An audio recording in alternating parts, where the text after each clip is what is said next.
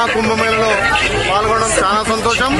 144 సంవత్సరాలకు ఒకసారి వచ్చే ఈ కుంభమేళంలో రాష్ట్ర మంత్రివర్యులు కోమటిరెడ్డి వెంకటరెడ్డి గారు, అదేవిధంగా మేము ఇక్కడ పొద్దున్నే 5 గంటలకే స్నానం ఆచరించి తెలంగాణ ప్రజలు, అదేవిధంగా ఆలేరు ప్రజలు ఆయురారోగ్యాలతోటి ఐశ్వర్యాలతో పంటలు సమృద్ధిగా పండాలని గంగా, యమున, సరస్వతి 3 నదులు కలిసే మహాకుంభమేళలో ఈరోజు స్నానం ఆచరించి ఆ స్వామివారు ప్రార్థించడం జరిగింది.